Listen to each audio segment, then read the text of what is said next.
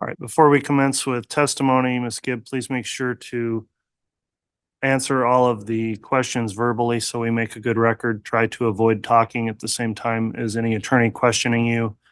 And I am going to inquire now that you're under oath. Have you reviewed or watched any of this trial since it started on the court's live stream? No.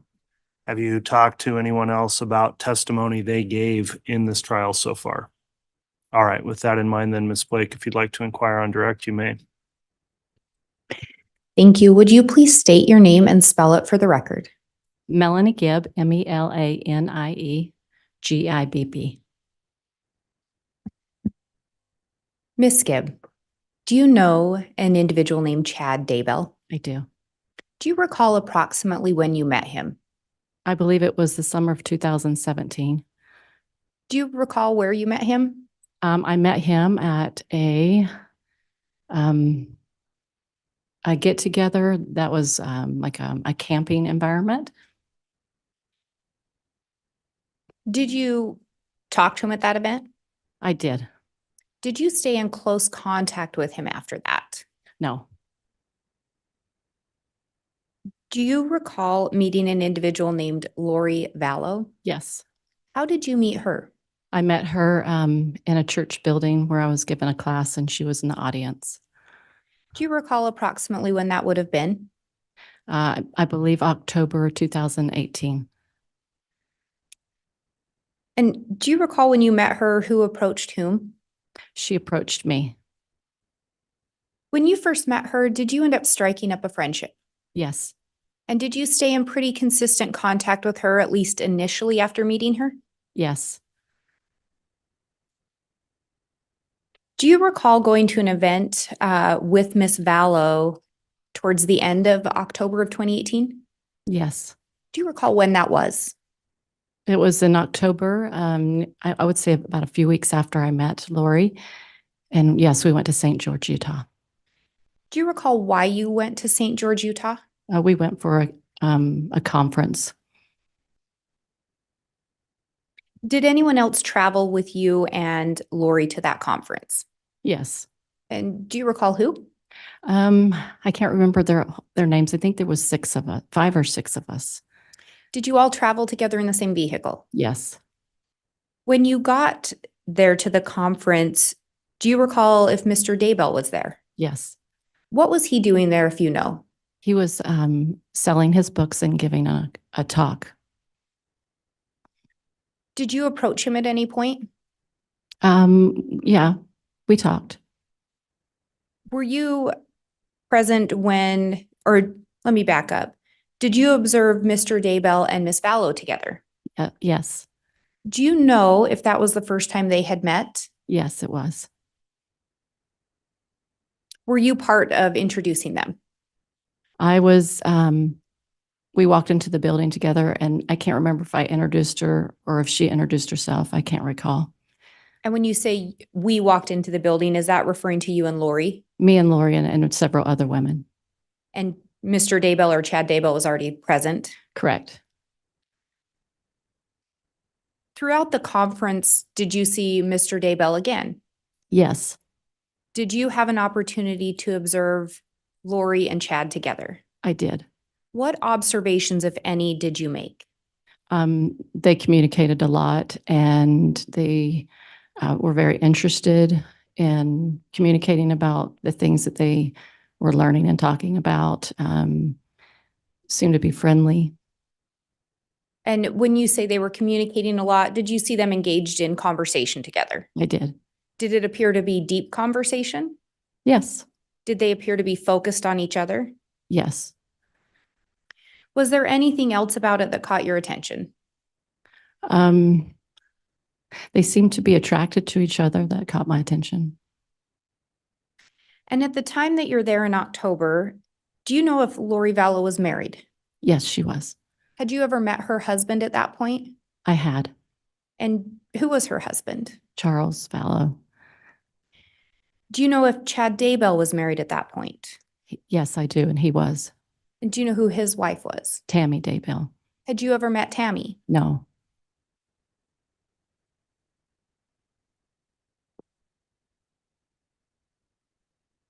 After that conference, did you travel back to Arizona with Lori? I did. Do you recall sometime after the conference talking to her about what she and Chad discussed? Yes. What were some of the things she shared with you? He shared with her, according to what she shared with me, that Your Honor, if I may respond. Grounds to the objection? Ms. Blake, you may respond. Your Honor, it's a statement of a party opponent as well as a charged co-conspirator. All right, the court does find that's an exception to the hearsay rule that applies here, so the witness can answer the question. Objections overruled. And do you recall the question? yes. She said that they talked about multiple lives, and I believe she talked about, how many lives that she had lived on this earth, and that she indeed was married to someone named Moroni in a previous life. Those kind of conversations. Yeah. And prior to meeting Chad Daybell, did Lori tell you did Lori ever talk about multiple probations before that or multiple lives? She did. So she had some interest in that subject matter already. Yes. But when you talked to her about her conversation with Chad at that conference, she told you Chad gave her some additional information. That's right. Did she say anything regarding what Chad had told her about she and Chad? That they had been married in previous probations. Did Lori seem receptive of that information? She did. And we talked about you'd met Charles before, correct? That's right. Had you ever met Lori's children? Yes, And specifically, did you ever meet Tylee Ryan? I did. Did you ever meet JJ Vallow? I did. Do you recall where you met them? In Lori's house. Did you have an opportunity to observe Lori with her children? I did. What observations, if any, did you make about her and Tylee? They had a difficult relationship. They didn't necessarily get along very well. And what about Lori and JJ? I could tell she had a lot of affection for him, but he was autistic and he seemed to be very busy for her.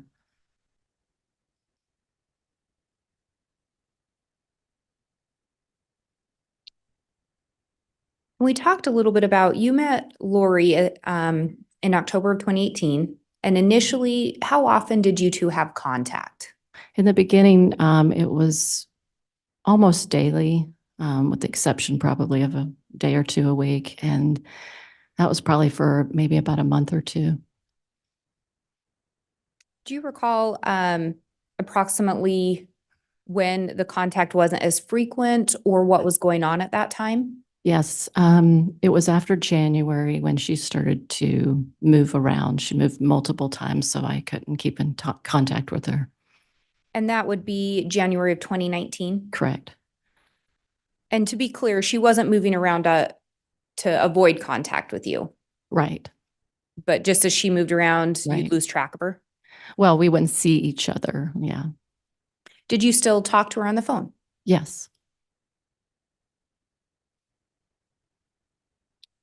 And after that first conference in October, do you recall the next time that you saw Chad Daybell? The next month, November 2018, he came down for a conference in Arizona.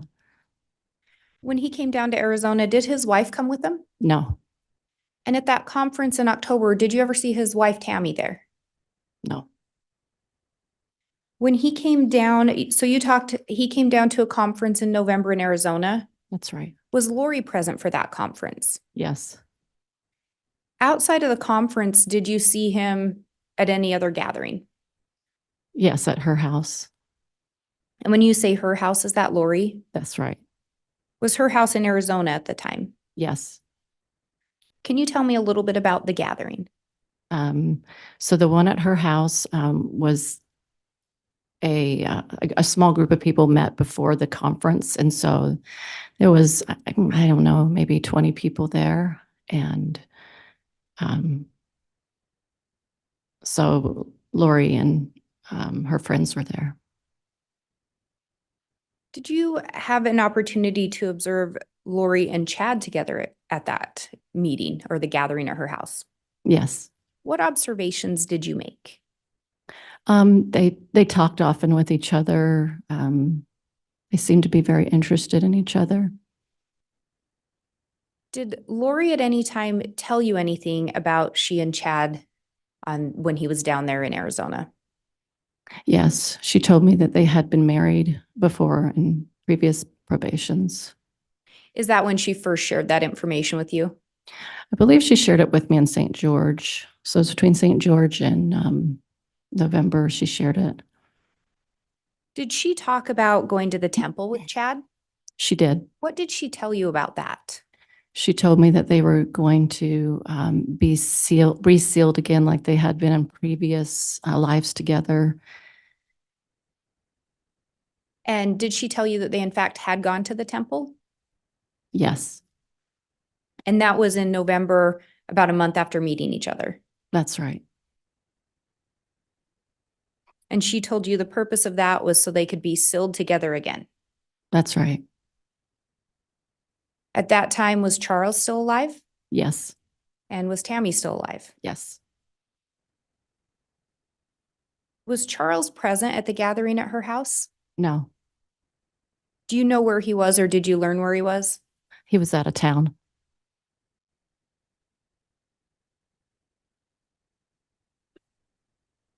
Do you know what Chad did for a living? He was a sexton and he wrote books. With regard to his books, had you ever read any of his books? Yes, Do you know if Lori had read any of his books? yes, Did she seem interested in his books? yes.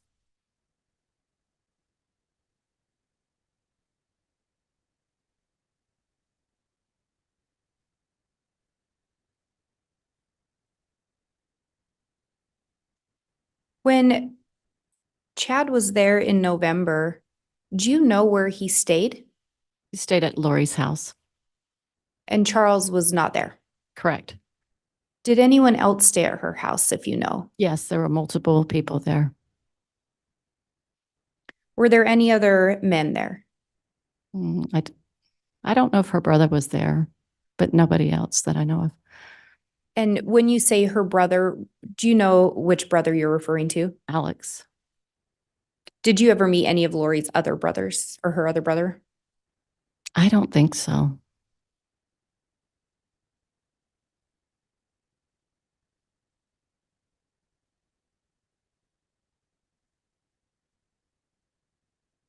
Did Lori ever talk to you about her conversations with Chad?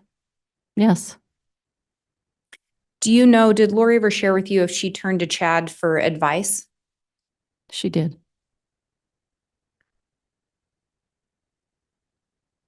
And we talked a little bit about the multiple lives or multiple probations already, correct? Yes. At some point, did Chad or Lori share more information about that with you? Yes. And which one of them? They both did. Do you know which one of them seemed to have the most understanding regarding multiple probations? Yes, Lori would often call Chad and Chad would give her the information and then she would come back and share it with me and her other friends. And when she would share the information, would she tell you she got that from Chad? Yeah.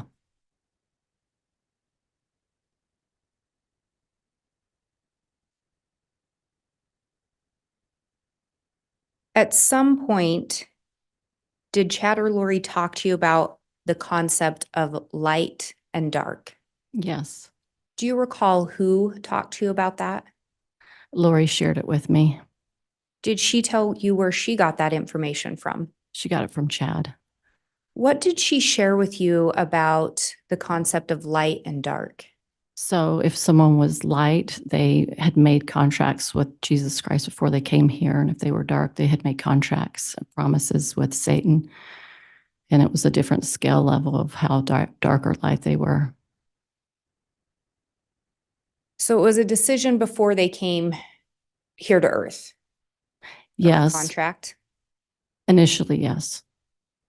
And then with regard to the multiple probations, as you learned more about that, what did Lori share with you regarding multiple probations?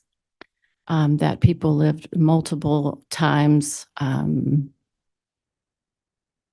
then she would find out, she would try to find out like when that was. And was there some kind of a rating system or a system to easily identify if someone was light or dark or what level they were? She would ask him and he would somehow find out. And he would find out, how many times they'd been on this planet or any other planets, I guess. And he would just find that out by asking questions the way he did. And then she would share it with us. And the he you're referring to, is that Chad? Yes. At some point, were people designated with a number and then either an L or a D? Correct. Where would those designations originate? From Chad. And if someone was designated a D, did that stand for dark? Correct. And the L was for light? Correct.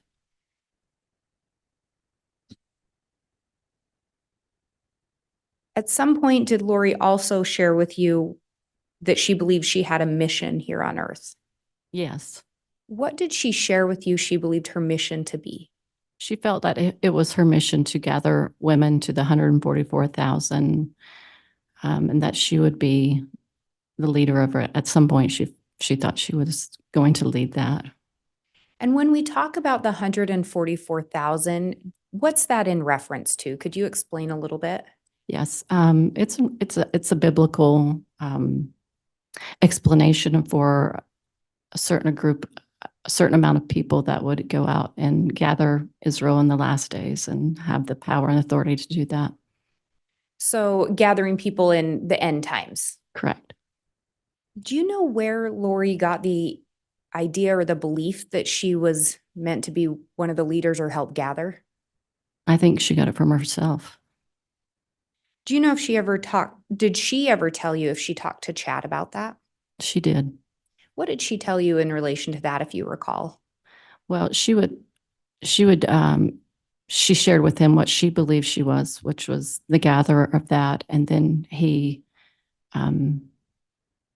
agreed that she was. And so he, told her that that's what her mission was.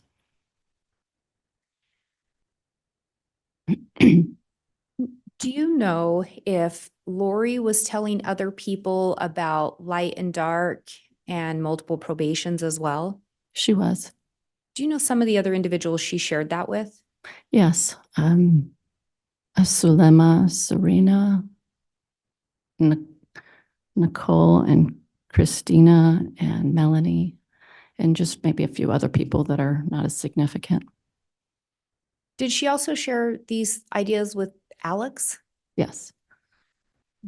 Do you know if Chad ever shared these ideas with any of those individuals?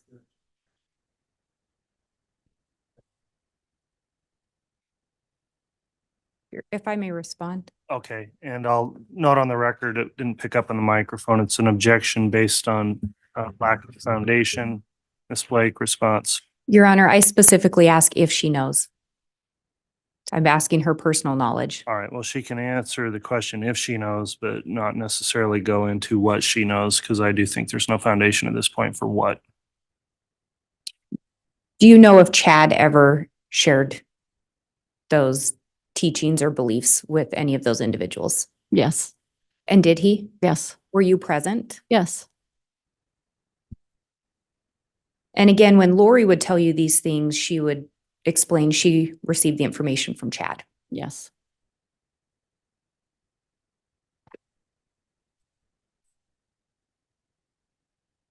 And we talked about that gathering in November at Lori's house. Were some of these things talked about then? Yes. Was Chad present? Yes. Was Lori present? Yes. Were they both talking about these ideas? Yes. Had you heard of these concepts before? Yes. Had you heard of them in the way that Chad was teaching them? No.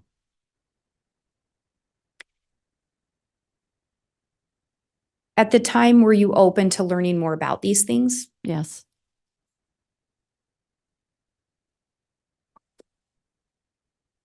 Did Lori or Chad ever talk to you about if a person could switch from being light to dark or vice versa?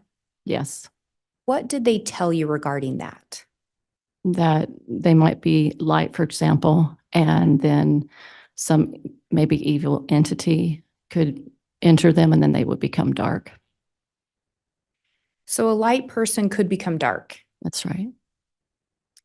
When they, and I say they, do you recall if it was Lori or Chad that would tell you these things? She would tell me. And would she tell you where she received the information? Yes. And- She went to Chad with it. Thank you. Do you recall when Lori first started talking to you about people becoming dark?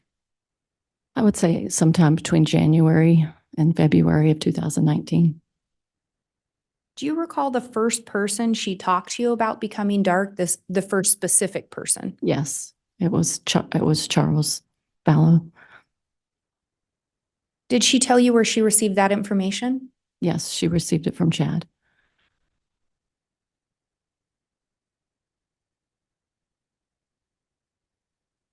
At some point, did she talk to you more about what it meant if the evil spirit came in, like where the actual person went? So when a dark spirit would take over, the original spirit of the person would go into the spirit world. And that's what she originally told you. That's right. And did she tell you she received that information from Chad? Yes. So was your understanding the body of that person was still alive? Correct. It just had a different dark spirit in it now. Correct. What did Lori originally talk to you about? Was there a way to do something to help that person? She would try to do like a casting out of an evil spirit, and try to convince the spirit to the evil spirit to leave. Do you know where she got the concept of casting from? I believe she got it from energy work. At some point, did you learn if Charles had been designated a different name? Yes, What was that name? Ned Snyder. Do you know where that name came from? Chad told that to Lori.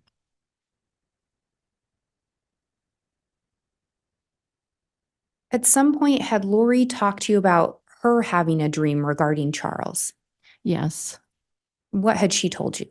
She said that when it was after Christmas and he was out of town, I believe he went to Texas and he took JJ.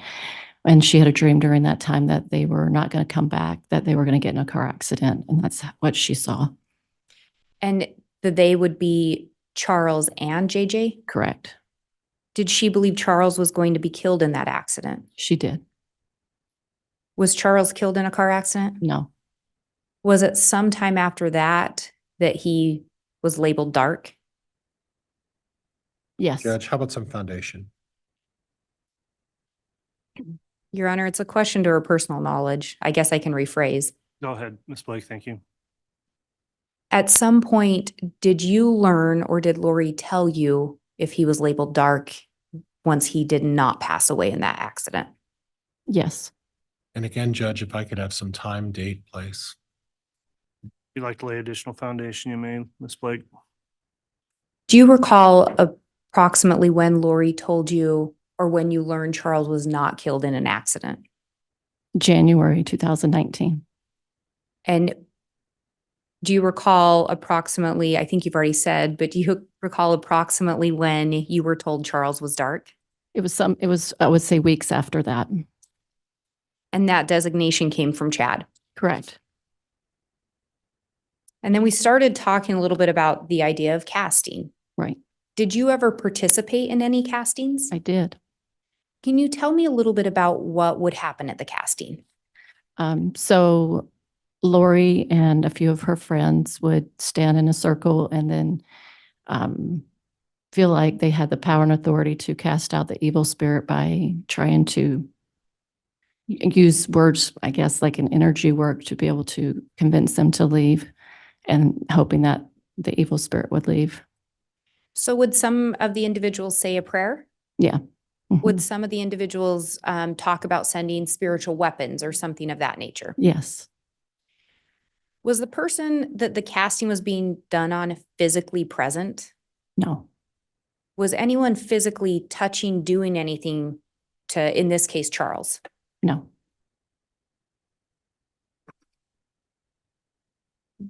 Do you recall, did you participate in the castings for Charles? Yes. At any point, did Lori tell you whether or not the casting was successful? Yes. And what did she share with you?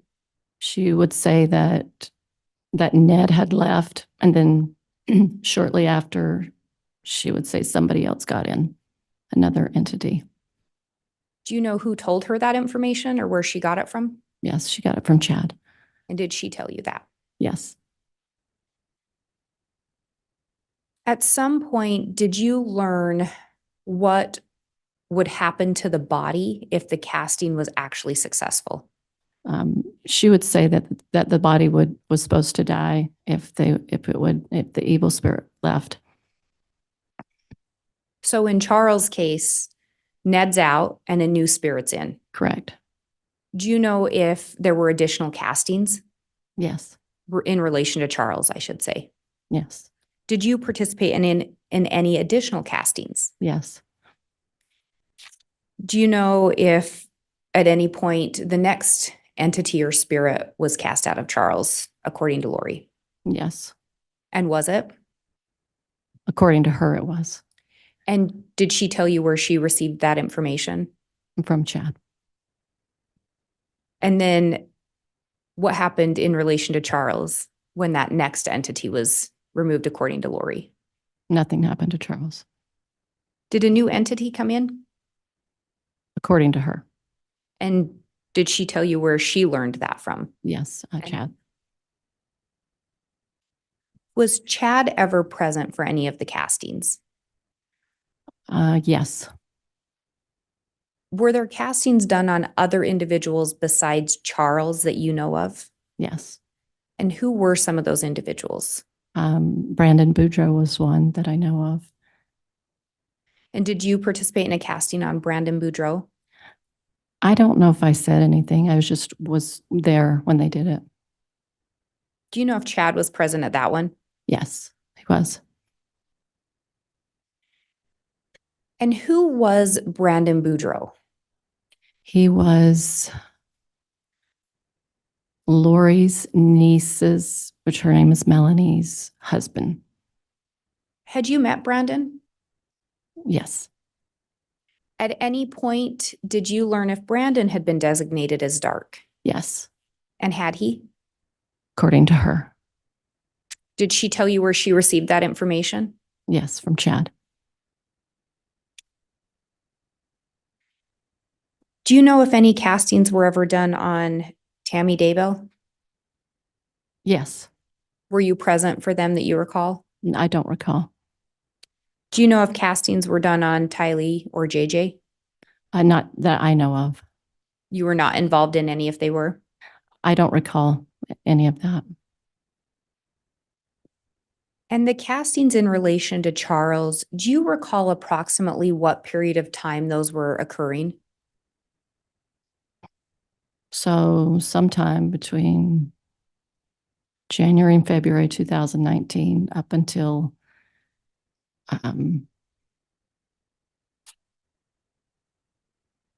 I don't know, probably before he died. And was your understanding that if the casting was successful, the body would naturally expire? Yes, Were you ever told that there would be violence done to the body? never.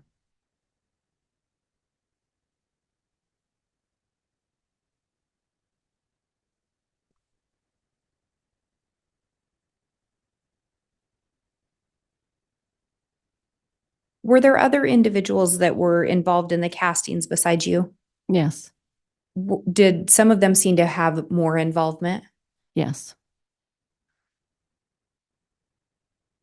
And do you recall who seemed to be more involved in the castings? Lori and Sulema seem to know the most about it.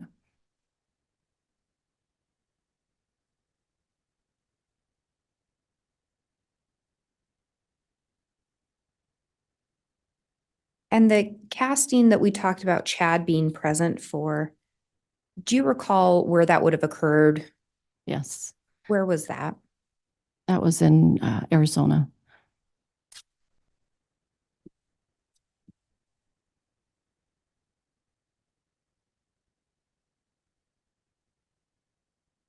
Are you aware when Charles Vallow was killed?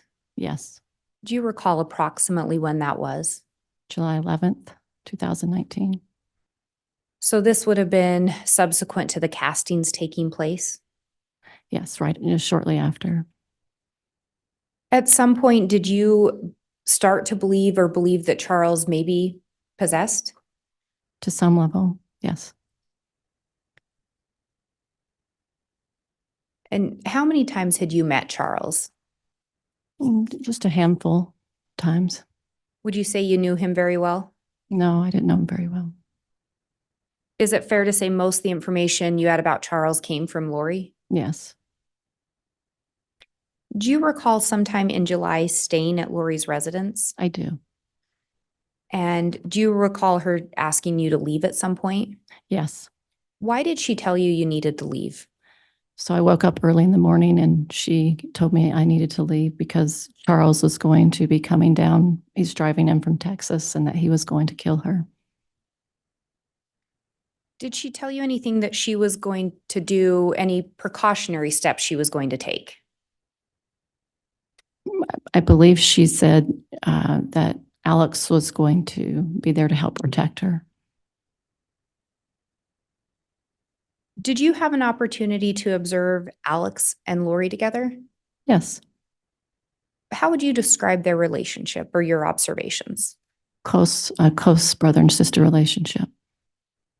Anything about it seems strange to you? No, it seemed normal to me. Just close. Yeah, really close. And you talked about her saying Alex was going to come to protect her. Yeah. At any point, did you learn if someone had designated Alex as Lori's protector? Yes. What did you learn about that? So as Chad would share with Lori that his mission in life, according to what he learned, was to protect Lori. That was why he came here. So Chad had designated Alex as Lori's protector, That's right. and Lori was going to have Alex stay to protect her from Charles. I believe so. Did you ever hear Charles threaten her? No, Were you present when Charles was killed? no, At some point later, did you talk to Lori about that? yes. What did she share with you about the killing of Charles? She told me that he came in from Texas and that they were arguing. And she said he put his cell phone in the car and she grabbed it, ran in the house. He was really upset with her. They were standing around the kitchen. He was threatening her.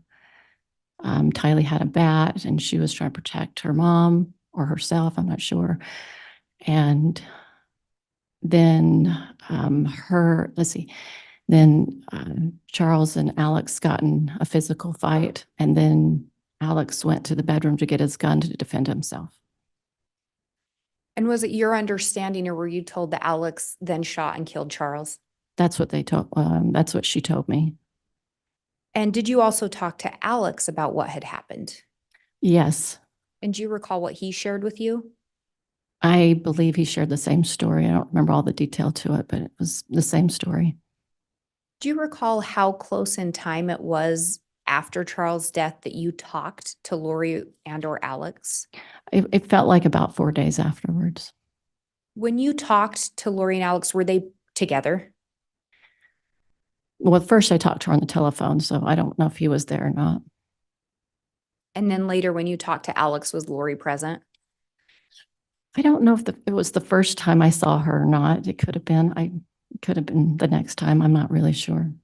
But at some point around 4 days later, you talked to both Lori and Alex. Well, for sure her, but I can't remember when I talked to him. Yeah. Thank you for Yeah. clarifying that. Yeah. When you talked to Lori, it's just 4 days later, any sign of sadness? No, Any sign of grief? no, How did she seem? happy. When you talked to Alex, any sign of remorse? A little, thoughtful, little unsure of himself.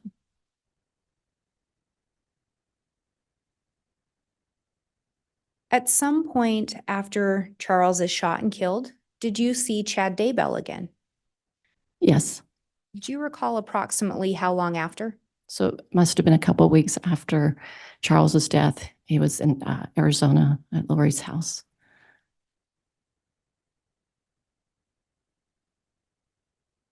So just a couple weeks after Charles' death, Chad Daybell's down in that house. Correct. Do you know at that time if Tammy Daybell was still alive? She was.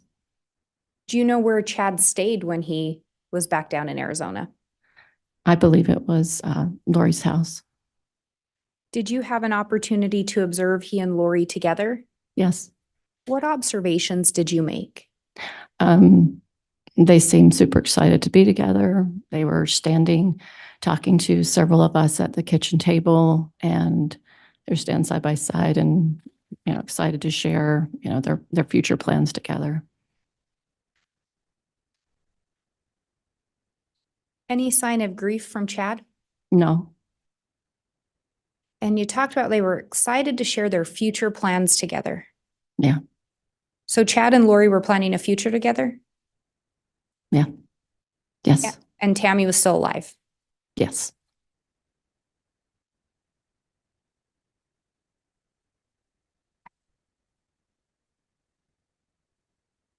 And Judge, I'm just looking at the time here. It's almost 10. I don't know if the court wants to take a break at this point. I was Or keep going. thinking anytime between now and 10:15 or whenever you feel like is a logical break point is fine. I think this may be a logical break point. Okay, let's go ahead and take our mid-morning recess then. And it's right about 10, so we will resume right back about 10:30 with further testimony. All rise, please.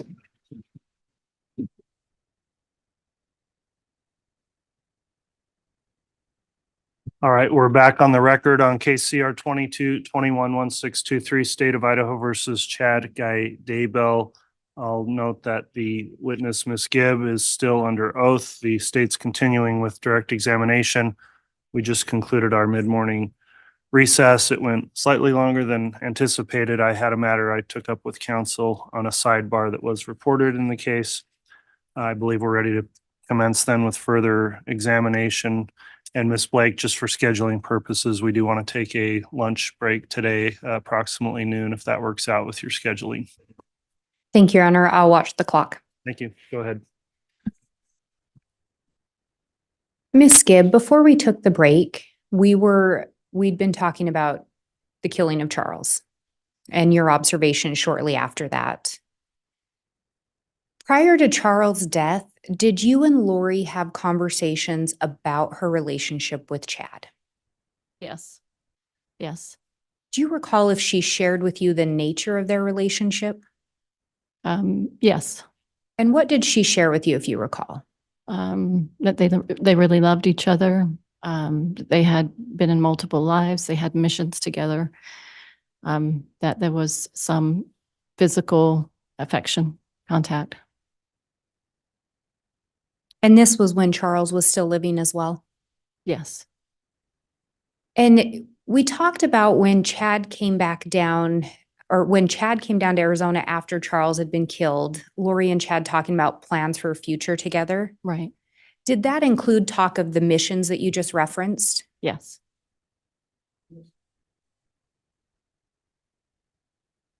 Your Honor, I believe we already went over that before the break. If you'd like me to go over it again. If that's a objection, then it's overruled.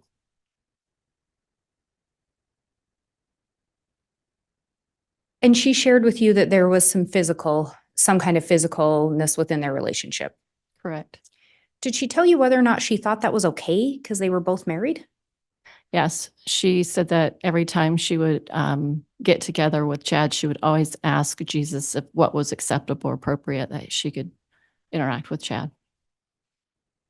And if she felt she had the affirmation that it was okay, then she would do it. I assume. Did she tell you where they would meet up? Hotels.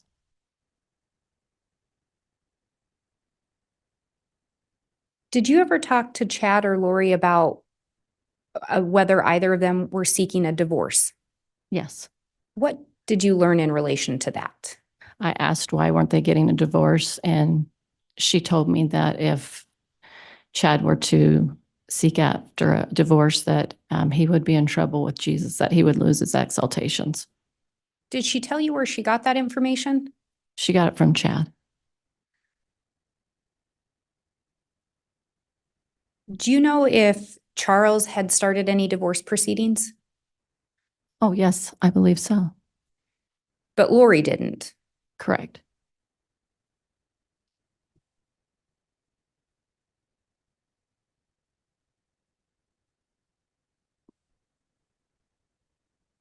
Did you ever see Lori with more than one phone? Yes. Do you recall approximately how many phones you saw her with? 3. Did she ever tell you anything about why she had 3 phones?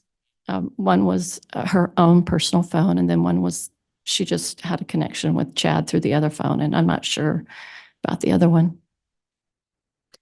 So one of the phones was to communicate with Chad. Yes. Did you ever learn if Chad had more than one phone? I remember she saying he had a special phone just for her, but that's all I remember. Did Lori ever share with you how often she and Chad were in contact? It was mostly daily. I'm sure there was times where she said, she couldn't contact him for certain reasons, but mostly it was daily.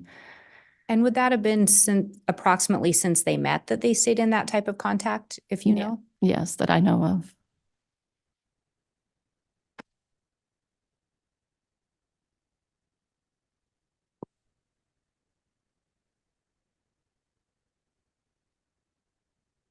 And we talked about Lori telling you Chad had shared with her that they'd been married in prior lives. That's right.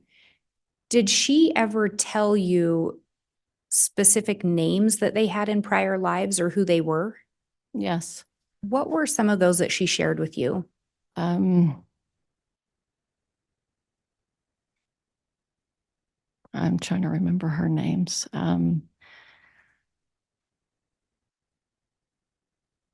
I'm not remembering her names. I remember certain positions, though. And what were those positions?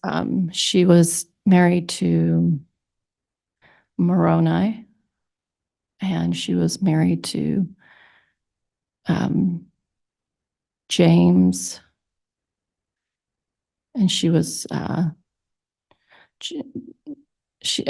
she was Chad's wife, but he was James, and she was, I think, Elena. And then Chad was considered to be Methuselah, and she was his daughter, I believe, but I don't remember a name. Seemed like there was another time she was a lady that was married to a relative of Joseph Smith, but I can't recall her name right now. I can't, and there could have been another one. I'm just not recalling it. And when you say you remember positions, were those biblical or figures within some scriptures? Yes. When she was Elena, do you know who Chad was supposed to have been in that life? James, one of the apostles of Jesus Christ. And is that one of the times that they were married in a previous life? Yes.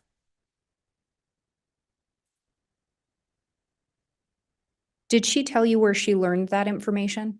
From Chad.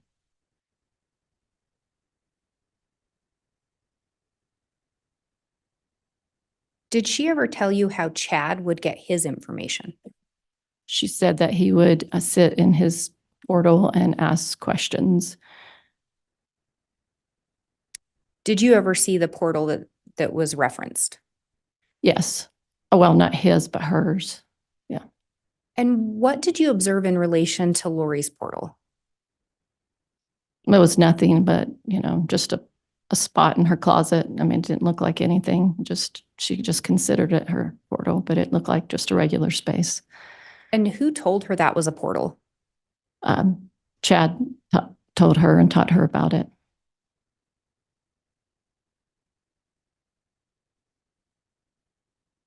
Had Lori ever talked to you about portals before meeting Chad?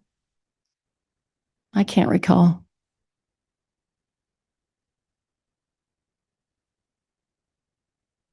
Do you recall when the last time you saw Tylee was? In Arizona, July or August of 2019.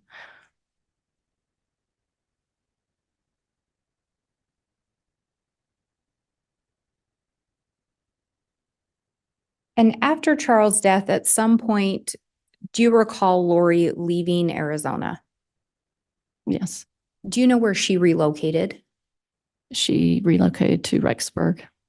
Did she ever talk to you about why she left to Arizona to go to Rexburg? Yes, she wanted to be with Chad and start their missions together. Do you know whose idea it was for her to go to Idaho? Did she share that with you? I can't remember if it was hers or both of theirs. But she wanted to go to be with Chad. Correct. And when she left to go to Idaho, to the best of your knowledge, was Tammy still alive? She was.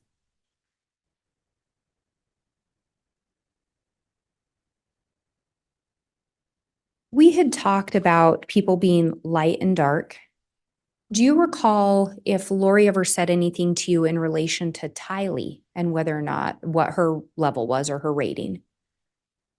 She did say she was dark at some point. I don't remember the rating. Do you know who gave her that information? I'm guessing it was Chad. I don't remember. Generally speaking, would she tell you she turned to Chad for these answers? Yeah. Did you know of anything else Chad used to get answers?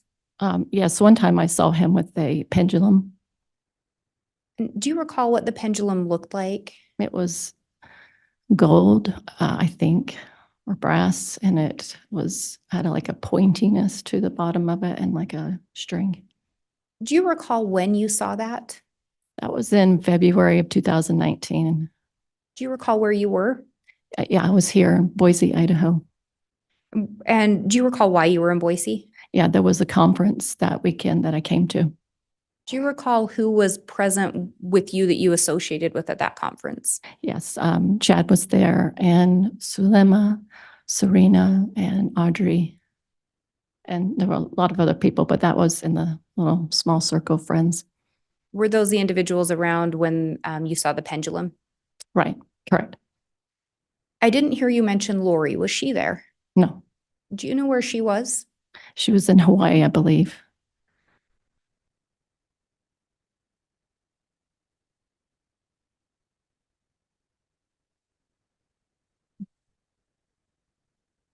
When Lori moved to Idaho, do you recall who went with her? JJ and Tylee and Alex. He was either there before or after. I don't know. I know at some point he was up there. So Alex, her brother, moved around the same time she did?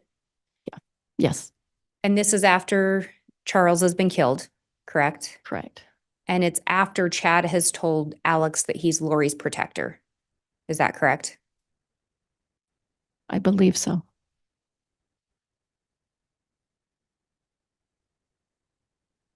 Do you recall if you ever spoke to Lori after she'd moved to Idaho? Yes. Do you recall if you heard anyone in the background when you talked to her? Yes, she was in her apartment playing games with Alex and Tylee. So you heard Tylee in the background did. when you talked to her? Yes. Do you recall approximately when that would have been?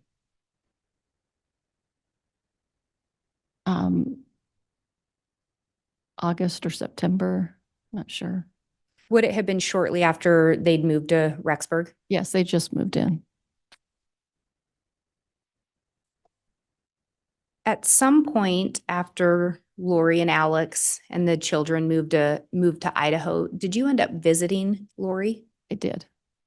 Do you recall approximately when that was? The weekend of September 22nd. And was that of 2019? Correct. Do you recall why you ended up coming to Idaho during that weekend? Yes, there was a conference in town, and then I was going to record a podcast with her.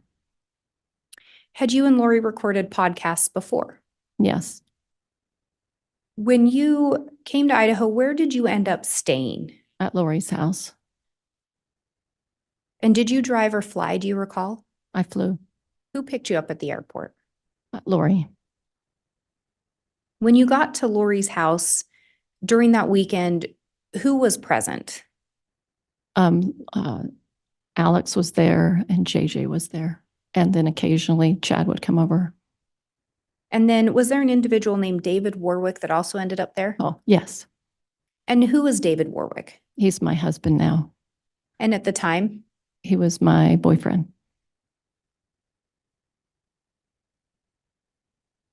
Do you know if Alex had his own apartment as well? Yes, And he did, he did. but he would be at Lori's at times? Yes. I didn't hear you say anything about Tylee. Did you ever see Tylee when you arrived in Idaho? No. Did you ask Lori at any point where Tylee was? Yes. What were you told? I was told that she was at the BYU Idaho campus at school, and she got roommates with some girls that she was able to get her in. Did Lori talk any more about Tylee while you were there? No, Did you ever see Tylee come visit? no, Ever hear Lori on the phone with her? no.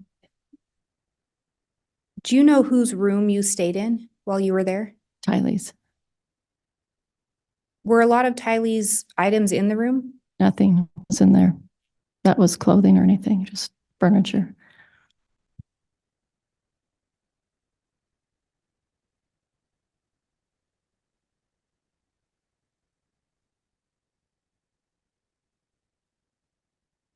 Did Lori talk to you about JJ while you were there? Yes. What did she tell you? She told me that the day before I arrived that he became dark. So previously she'd told you Tylee was dark, Correct. correct? Yeah. And now JJ was dark. Correct. Did you observe JJ that weekend? Yes. Did you observe any behaviors that caused you concern? No. Do you recall her telling you why she believed he was dark? Either Chad told her or she figured it out herself. I'm thinking it was Chad, but I'm not remembering. And Chad was present at times that weekend, Yes. correct? Yes. Was he present when there was talk of JJ being dark? It's possible. Did you ever observe any interactions between JJ and Chad while you were there? Yes. And what were those? JJ seemed to be upset, and so Chad took him upstairs with him, and they went into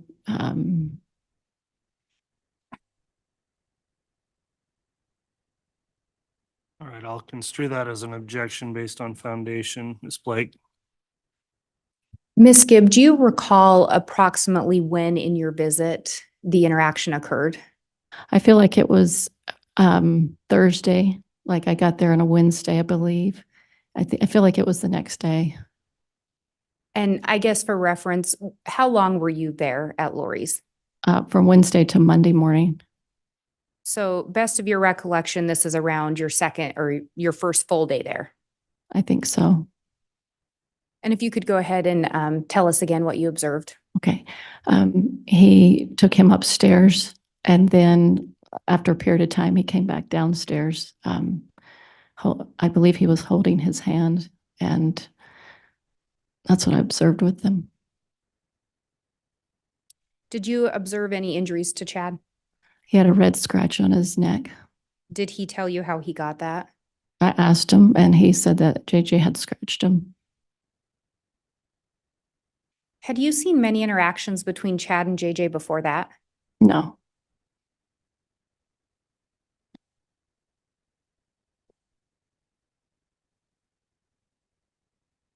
When you were there, you talked about Chad coming and going. Did he stay the night to the best of your knowledge?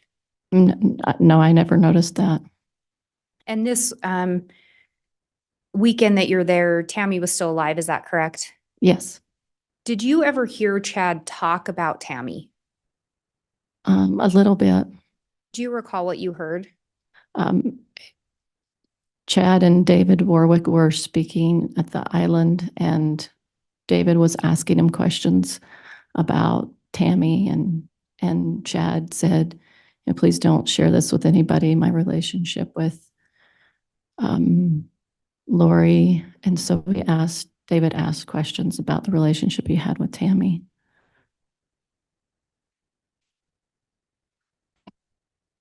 Ms. Blake, objection based on foundation. Your Honor, I think she's recalling events from that weekend. So we do have a narrowed time frame. I can ask a follow-up question, but it's based on her personal knowledge.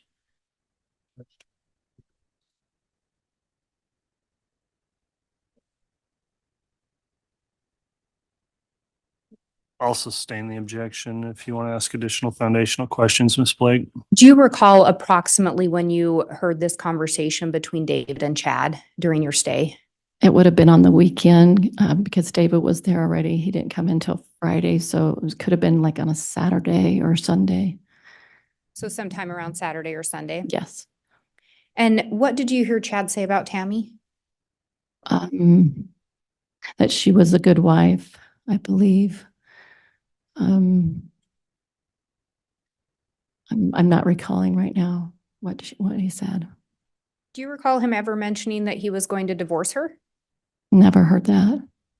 Ever hear him talk about getting separated? No. Did you observe Chad and Lori interact while you were there? Yes. Did you observe them interact several times through your stay? Yes. What were your observations of their interactions? They seemed to be a couple that was close and loved each other. There was affection, hugging. I saw her kiss him on the cheek. They were singing together, maybe a little dancing. So affectionate with each other. Yes. Do you recall ever seeing them act affectionate outside of the apartment? Yes. What do you recall about that? We were walking around the campus, and they were holding hands.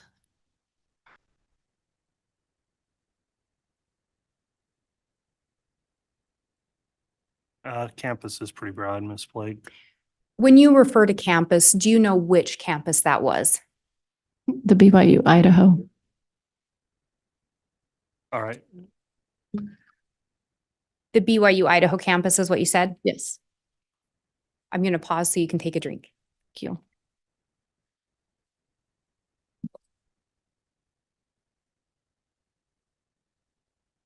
And do you recall approximately when you went and walked the track during your time in Idaho? It was really in the beginning, so it was either Wednesday night or Thursday night.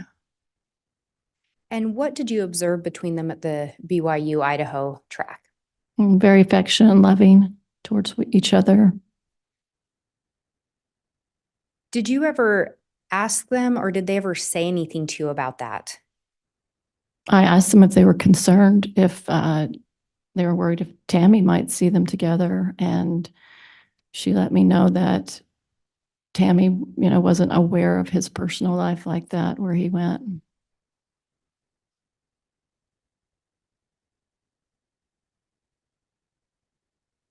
But again, no indication of divorce or separation. Correct.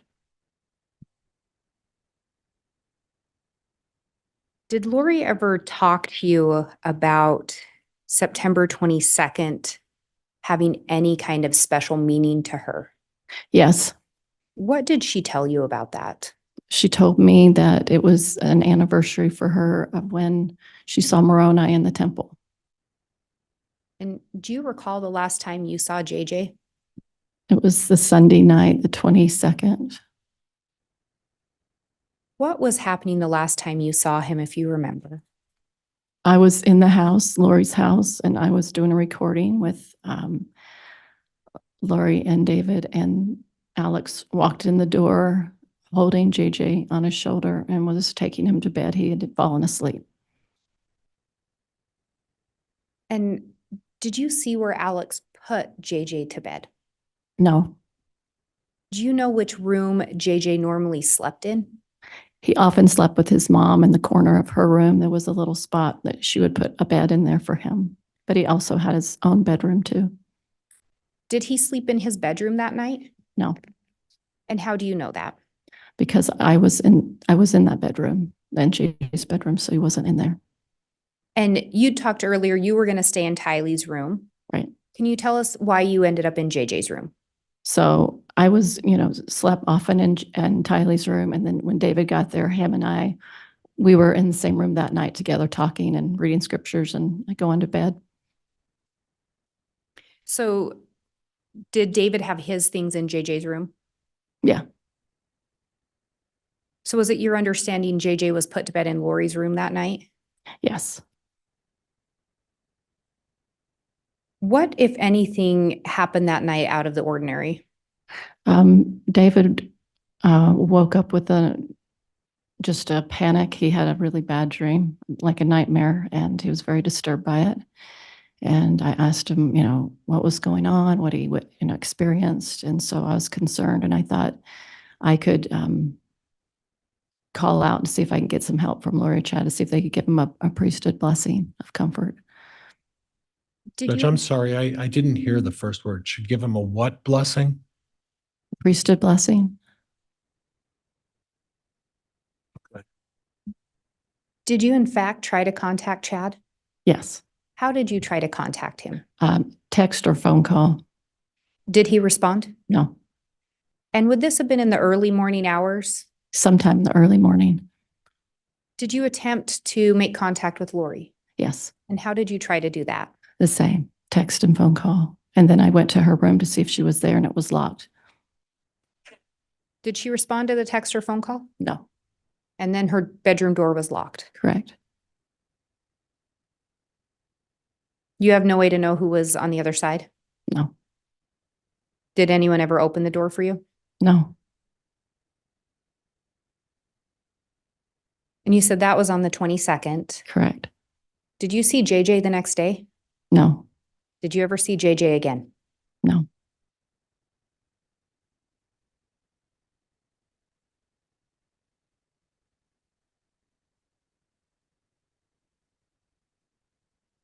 After Charles was killed, did Lori ever share with you how she was going to survive financially? She talked about money she received from JJ from his Social Security. She talked about, and let's see, she talked about, I think, like, was it Social Security for Charles, and then we talked about insurance a little bit, but I'm not sure if that's what you're thinking of. So, do you know if she ever received any life insurance for Charles? I don't think so. So, to the best of your knowledge, she was living off the Social Security money. Yeah, to my knowledge. Do you know if Lori ever got a job when she came to Idaho? No, not that I'm aware of. Did she ever tell you that she had a job lined up and that's why she was moving to Idaho? No.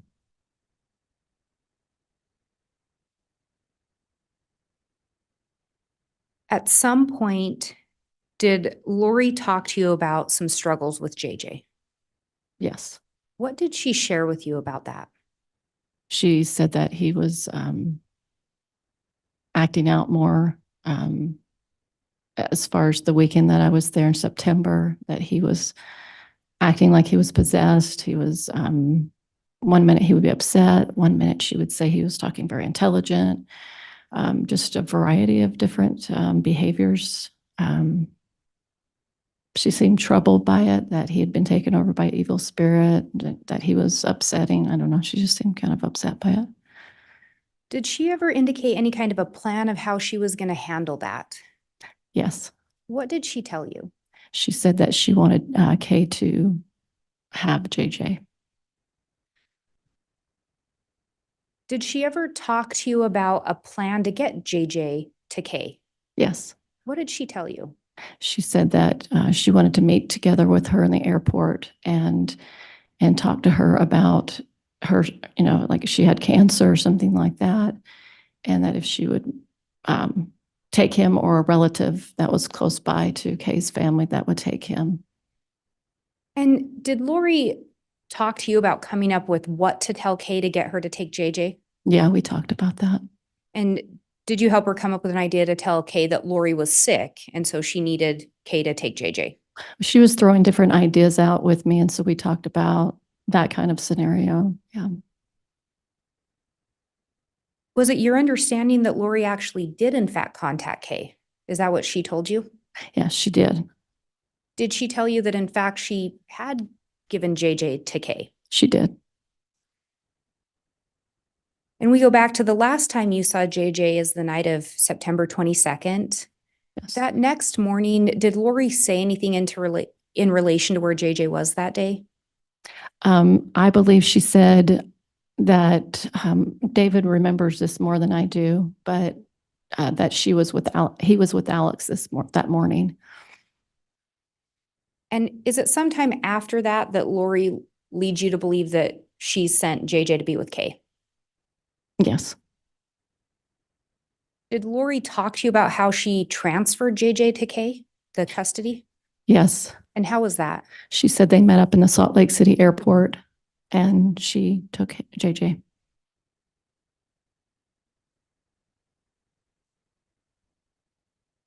And we'd talked, actually, let me back up.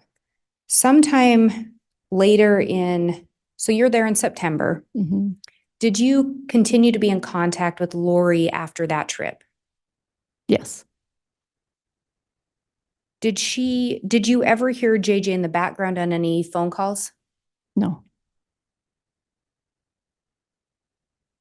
Do you recall getting a call from Chad sometime in November of Yes. 2019? Yes. Do you recall where you were when you got that call? Yes, I was in Utah. Do you recall approximately when it was? I felt like it was like 2 or 3 days before Thanksgiving.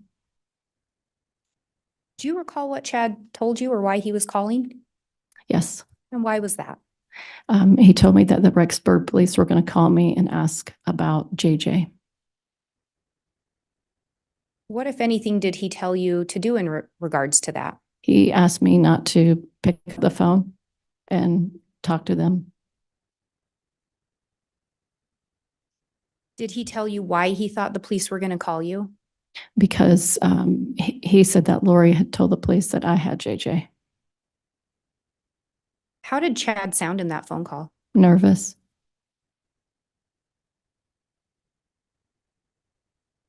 Did you have JJ? No.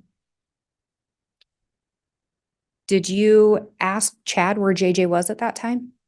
I said, he's not with Kay, and he said no. And prior to that, where had Lori told you JJ was? He was with Kay.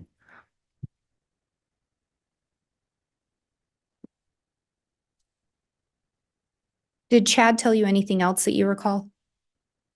He said that Lori would shortly be calling me after that, but she was talking to the police. I can't remember right now everything else. It was very brief. Do you recall if Chad indicated where he was when he placed that phone call? I don't recall. Did you learn at some point where Chad and Lori were? What state? Oh, Idaho. Did Lori in fact end up reaching out to you? She did.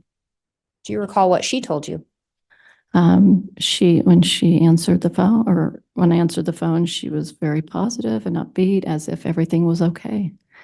And she said that she was protecting Tylee and JJ because Kay and others were trying to kidnap him. So that's why. And she told me to go to a Frozen movie and take a picture to act like there's other kids like I had him. And did law enforcement in fact try to reach out to you? They did. Did you answer initially? Initially, no. Do you recall at any point if Lori, Alex, or Chad had told you anything regarding law enforcement? At some point, yes. I can't remember the beginning, but I remember having a phone conversation with Alex, or maybe it was in person, that the police had come to his house and Melanie's house to ransack his house. And they came questioning, asking about where JJ was. At any point were you told whether or not law enforcement were dark? Yes. And what were you told in regards to that? I remember Alex saying they were considered dark translated beings. And again, who was it that was able to determine if someone was dark from your understanding? From my understanding, it was Chad.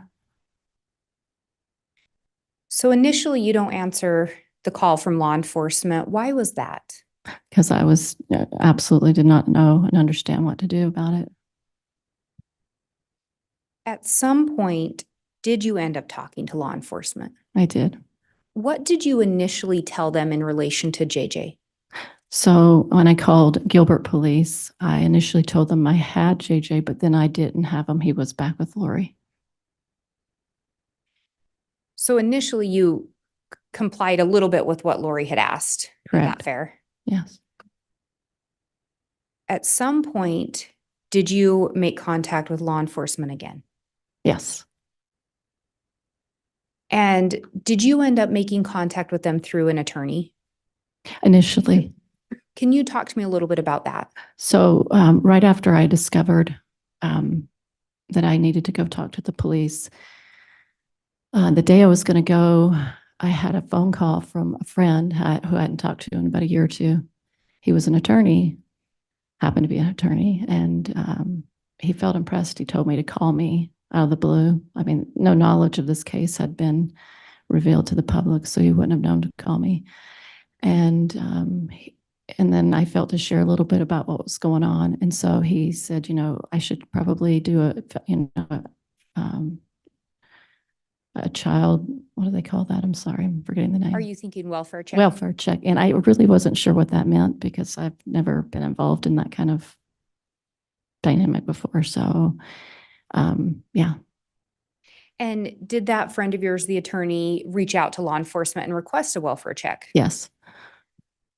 At this point in time, did you have concerns about JJ's well-being? Yes. Did you have concerns about Tylee's well-being? Yes.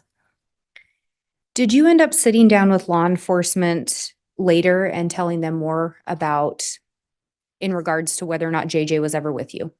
Yes, I told him everything. And did you do that without an attorney? Yes. And did you in fact tell them JJ had never been with you? Correct.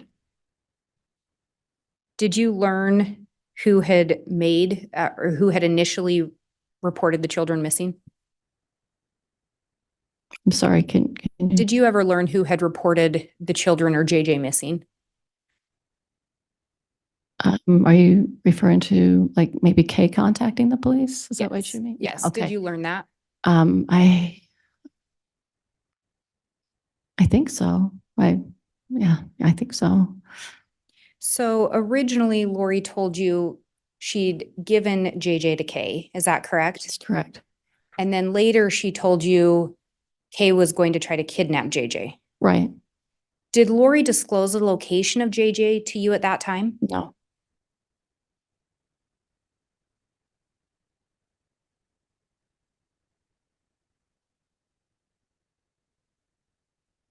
At some point, did you end up, or let me back up. After those calls from Chad and Lori around Thanksgiving, did you have further contact with Chad and or Lori? So after, yes, after I went to Arizona for Thanksgiving, and Dave and I pulled over and called them because we were really concerned and wanted to have a prayer. We were worried about everybody. So that was a few days later. And did Chad or Lori answer? We called both of them. So And they were together? yes, In that conversation, did Chad or Lori tell you where JJ was? they didn't tell me where he was. At some point, did you end up talking to Alex? Yes, And did you talk to Alex about your concerns with JJ? I did. Do you recall what Alex told you? Yes. I asked him, Judge, could I have some foundation as to when this conversation supposedly took place? Objection based on foundation, Ms. Blake. I'll ask some additional questions. Thank you. Do you recall approximately when you spoke with Alex about your concerns? I think it was the day or two after Thanksgiving. Do you recall where you spoke to him? Yes, it was in Arizona, and we were behind the house that he just moved into, which was Suleiman's house. And there's a field there. We were walking and talking, and that's where I asked him. Do you recall if anyone else was present for that conversation? Melanie was there, and then shortly after that, Sulema showed up. So, and when you say Melanie, was that Lori's niece? Yes. And what did Alex tell you in relation to where JJ was or to your concerns for JJ? I just said, do I want to know where JJ was? And he said no. And then he proceeded to tell me about the police coming to their apartment, and I didn't understand why they would do that. So we talked a little bit about that. But when you asked if you wanted to know where JJ was, his response was you didn't want to know. That's right.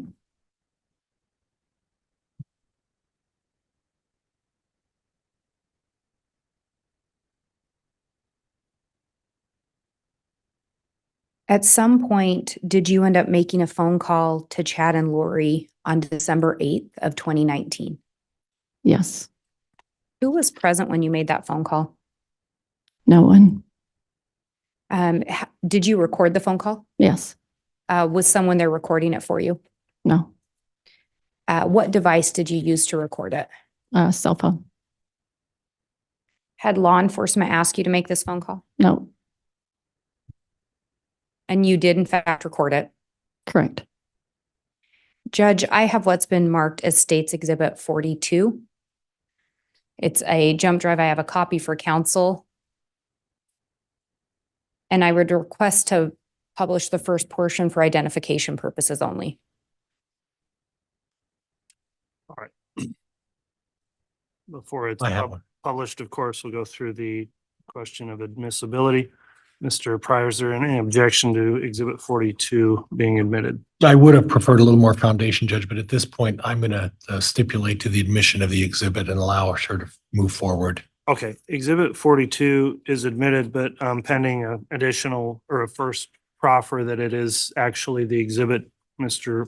Pryor believes it in the court improperly marked. In other words, Ms. Blake, if you just start a portion of it and let everyone confirm it's the call you're referring to. Thank you, Your Honor. And that was actually my intention in order to lay more foundation.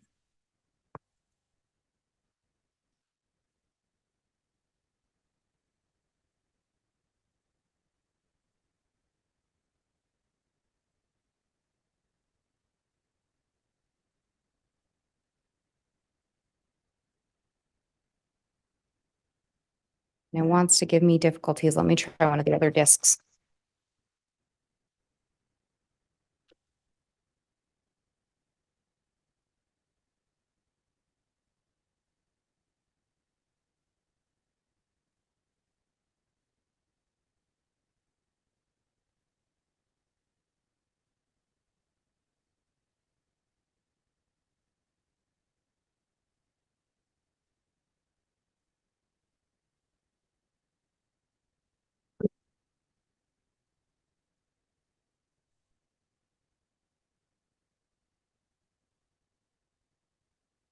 Your Honor, if I may have just a moment. You may.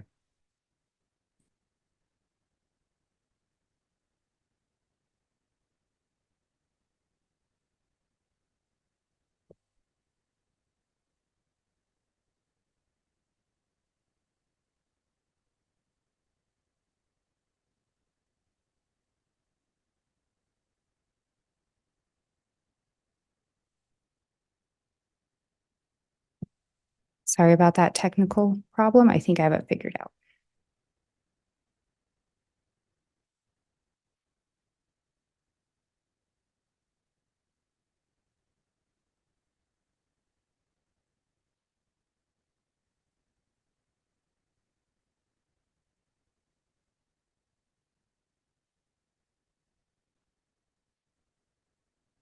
Not just.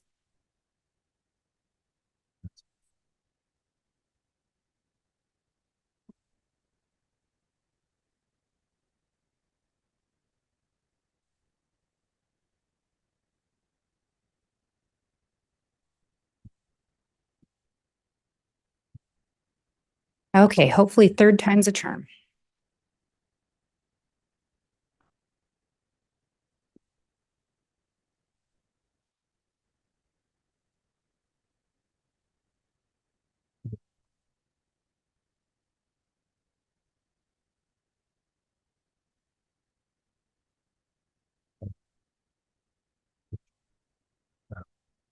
No.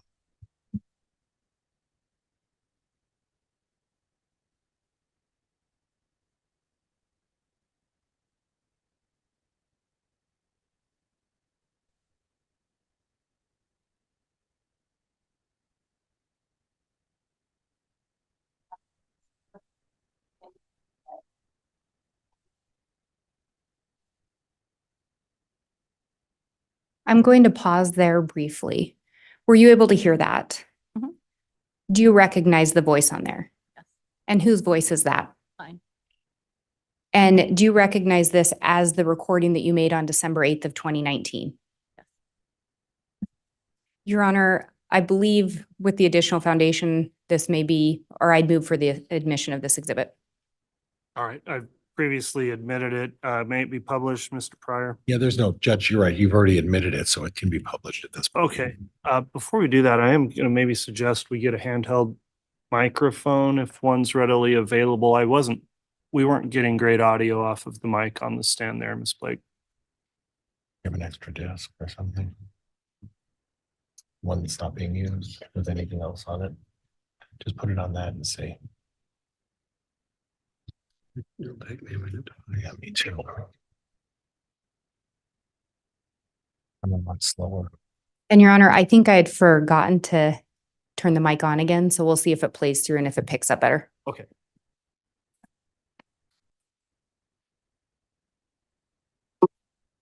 And I am calling Chad Daybell's phone number. And hopefully I will be talking to both of them, Chad and Lori. So here goes the phone call.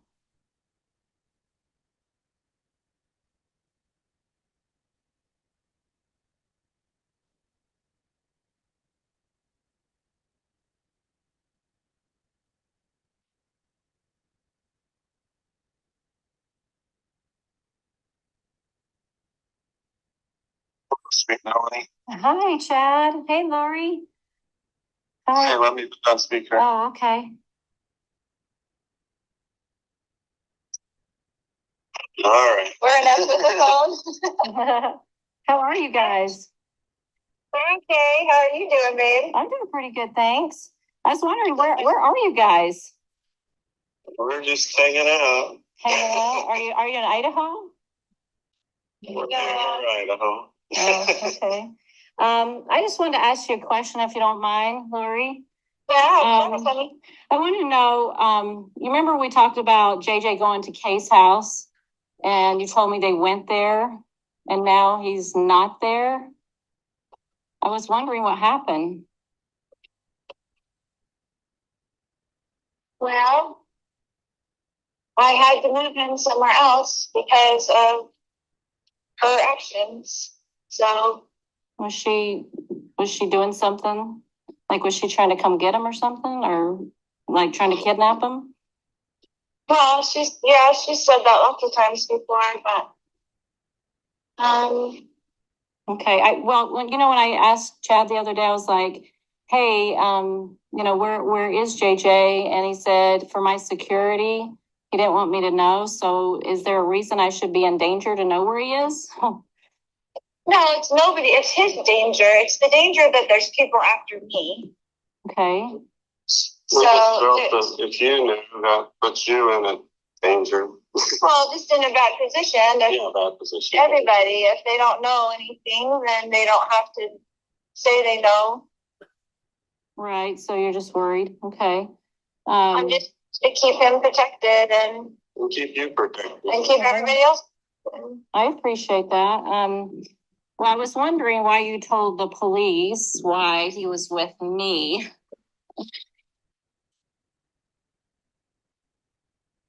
I just needed to have somebody so I wouldn't have to tell them where he really was, because they were going to tell Kay where he is. Oh, yeah. So do you think it's like your family, or, like your family, your dad, or, those people? Family, well, not my whole family, but as you know, most of my family is working against me and Yeah.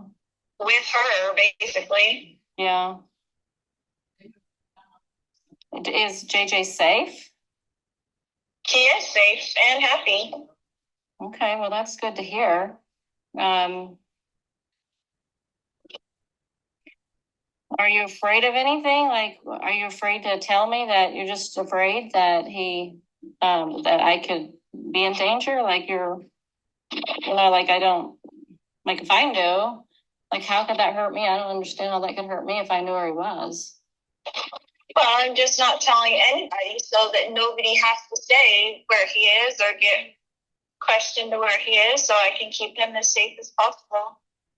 Yeah. Okay, I hope that he's okay. I hope you guys are okay. But I did have a question that I asked Al at one point, your brother, if I wanted to know, like where he was, and he said I did not want to know and that he could not be found. So what does that mean? I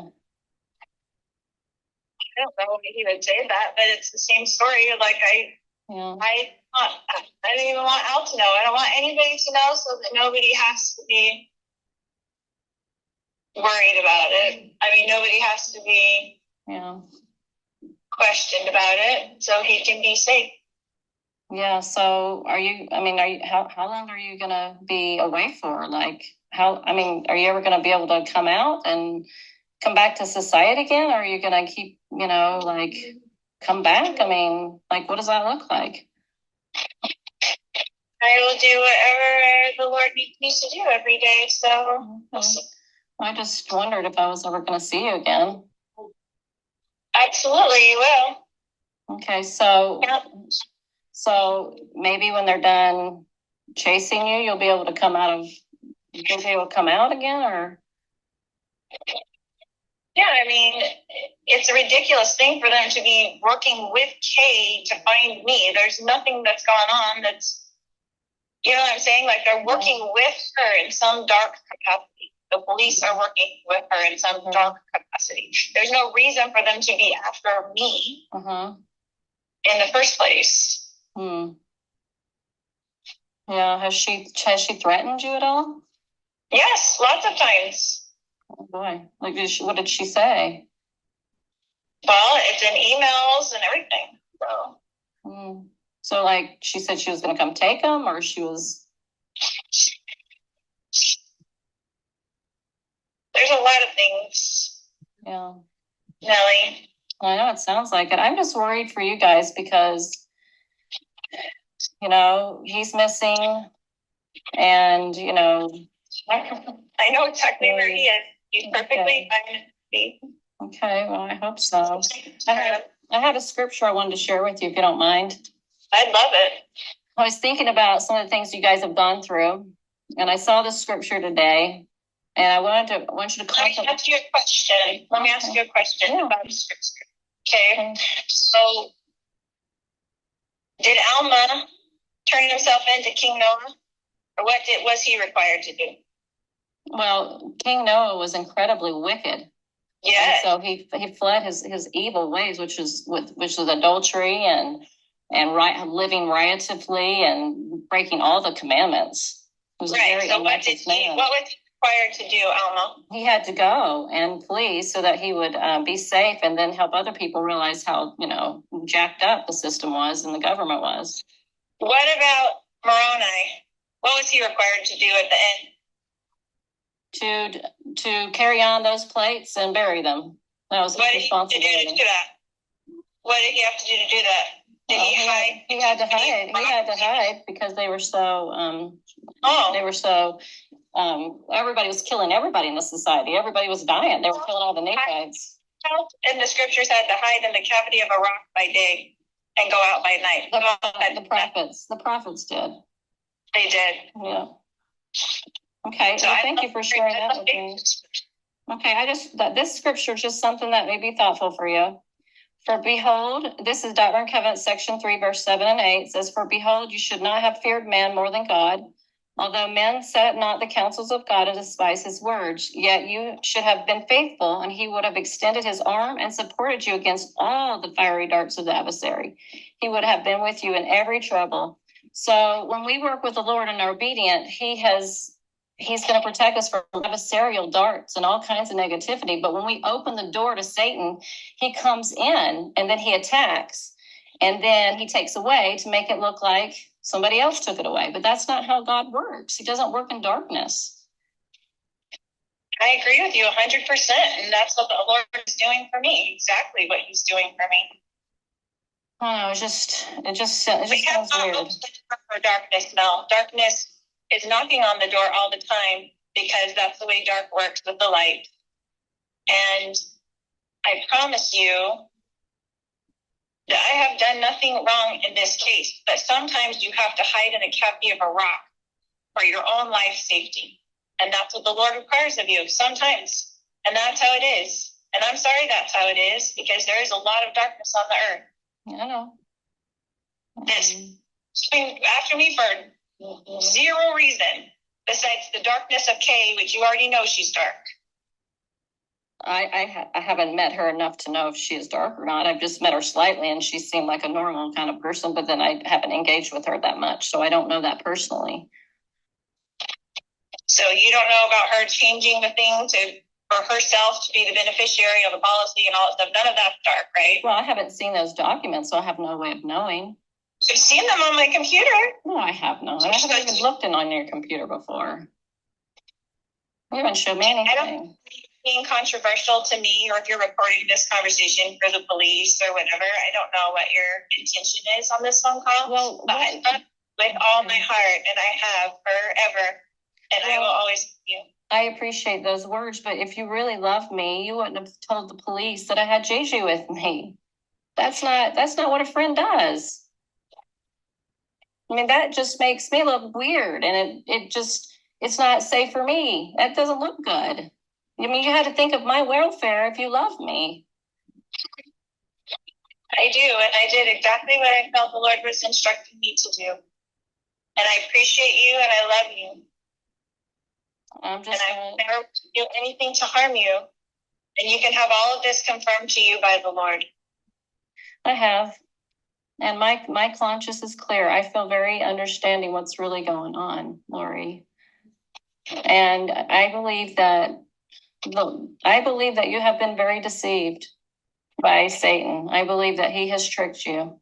And I don't believe that what you're doing is correct. I just don't, I mean, Tammy dies and then your husband died and then he's missing. It just doesn't sound like God's plan to me.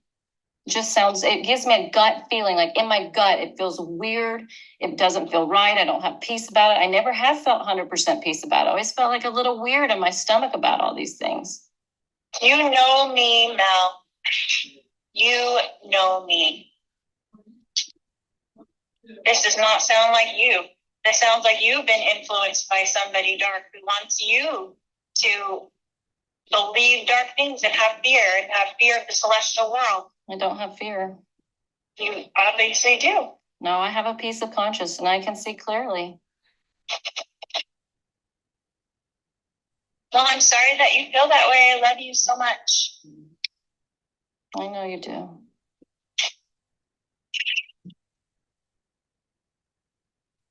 I don't know what else to say. Stand Christ when he comes again, and he's coming soon, and we will all stand there, and you will know at that point that he has supported me and has supported me the whole time, and I have not been deceived. I just want to testify that I know Tammy does have the conspiracy theories. My sister-in-law's right behind it all, and I hope that you're not being influenced by that dark team. I don't know who she is. I'm sorry, you said your sister-in-law? I don't even know her. Oh, I know, but she's coming up with the same type of theories. Mm-hmm. And it's just not true. My own children were there. They testified that Tammy had been getting weaker and sick, and I begged her to go to the doctor. Her heart was failing her. She was physically falling apart, but she hates doctors, and she just passed away.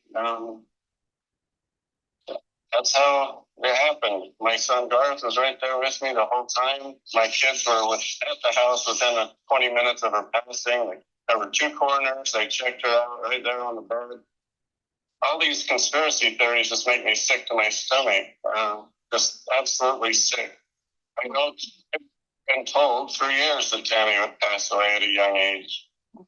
And I had no idea that Lori would even be a part of my life. I just knew that my life had 2 segments. And that I know Tammy's on a special mission and she's with my kids. She's visited them. There's so much, Melanie, that you just have to have faith. And this is not some sort of master plan. There's no way Lori and I should ever come up with this. It's just... You can understand my concern, correct? I can from an outside perspective, but from someone who knows as much as you know, no, not really. But we can feel Dave's influence on you. I can feel that for sure. He's a very good man, and he has a very strong foundation, that I know. I know, but he seems to be the one that's putting the doubts in your mind. No, you know what? I have come to understand that my gut feeling, I was not listening to it. And I always felt uncomfortable with many things. Okay. Well, I'm sorry that I included you in those teachings then for your own sake, because I wish that you didn't have as much knowledge as you have, because you will be accountable for the knowledge that you do have, Mel. So are you. I agree 100%. Yeah. So I have no fear. Yeah. I have no fear of that. But I really, as I was reading the story of Korihor, and it is so very similar to this. You just can't see it. But he did it because he was trying to reclaim a people. And he thought at the very end, because of his carnal and natural desires, that's what influenced him. And he was very deceiving. Natural desires? Well, honey, you got a lot of natural desires. We all know that. That's what you think is me, Korihor? Are you kidding me right now? I think both of you have similarities. It's in the scriptures. It's in the scriptures. And the scriptures are very powerful. Yes, they are. I live by the scriptures, as you know. I know, but we can rest the scriptures for our own vain glory. I rested the scriptures? We can do that. And I feel that you have to see our belief systems. Do I wrest the scriptures? Is that what you're accusing me of at this point? I feel that you have. Why do you feel that way? I need an explanation on this. Because if you look, like the scripture just You here, read okay, the the scripture. scriptures every single day, you know? I know you read them. I don't doubt that. But this scripture right here says that you will be supported by all against the fiery darts of the adversary. You would have been supported if you had not opened dark portals and dark junk. You would have been safe if you would have obeyed God. He would have had your back. But you have been chased and tortured. And This or not, I'm sorry. he had back. So, well, if he has your back, you would not be able to tell me where you are, and we couldn't find JJ. Like, where is he? I've been asking, where is he? And you know what I mean? Like, that's I could tell everything where JJ is right now, and that would not be good, JJ. So I'm sorry that you don't want me to protect my children, but I would never ask you to not protect your children. Of course you wouldn't. So I can tell that you're just adversarial, Mel. I love you. I'm sorry that you feel this way. Because I actually do care. I'm sharing what I feel for you because I know your salvation's in trouble for what you've done. Okay, my salvation is not in trouble at all. And I think you should check that with the Lord again. Oh, I've felt a lot of things from the Lord. And this doesn't feel right. Well, I'm sorry that you feel that way, sweetheart. I'm sorry that you're friends with all those who are against me. Joseph Smith's friends turned against me. I'm not a friend. I'm not friends with people that are against you. Apparently you are. I am not. I don't know Kay. I don't know who you're talking about. Your sister. I don't even know what her name or who she is. I don't know any of those people.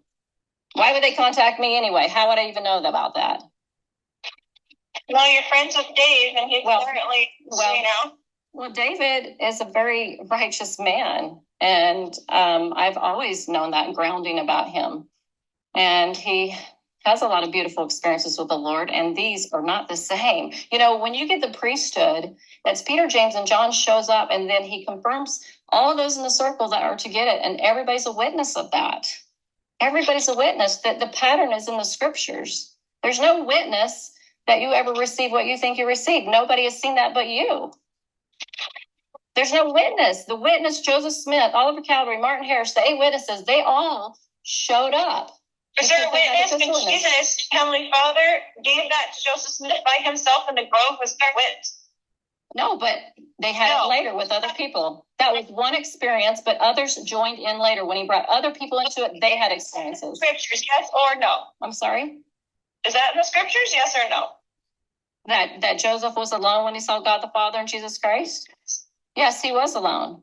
He was alone. But he had to open it up first. That's not a pattern at all. Honey, what I'm saying is that after he saw that and other people joined in, they saw the things with him. He wasn't alone. There was a witness for them. There was no witness. Anybody's never seen what you've seen or experienced what you've seen. That is your own witness, but nobody said that. No, God knows it, and I will never deny it. For my soul would be at stake if I did. So you can say it didn't happen to me, Mel, but if I say it, then I am accountable. You didn't witness it. Okay, I did. But your behaviors is not, okay, I understand that's what you believe you saw, but this is the thing, as I see, is that your behavior is not one of somebody who's seen Christ. Your behavior. What? Never had any idea that you would be the person of all people to turn me. I cannot believe I am asking questions, and I am concerned for you. That is what somebody does when they care. You don't sound like you're concerned. You sound like you're accusatory. You do not sound concerned. You sound pissed off. I'm not. I am troubled. Maybe that's the better word. Troubled. Because these things, like you being with Chad before he's even divorced, is unusual behavior for a person that's seen Jesus Christ. I was never with him, and he was never divorced. Honey, I've seen you guys together. Oh, so I haven't ever seen you with, I've never seen you with Chad kiss him and walk around the track at BYU with him. I never saw that. You see, you were the one just feeling guilty about being with someone before they were divorced. Oh, honey. I think that's not what we're talking about here. Well, it's not what we're talking about here. That's what I'm saying. You are going off the deep end. But Well, I'm just saying, this is not a behavior of someone that sees Jesus Christ. It's not the behavior. really? Have you ever seen Jesus Christ? So do you know what the future behavior would be if you had seen Jesus Christ? I know that when I prayed. He to do every day, and he does protect me, and he is protecting me, and he will protect me against this accusation as well. And we will both stand there with him, and you tell me if I was lying or not. But we're both standing there with Jesus Christ. Okay.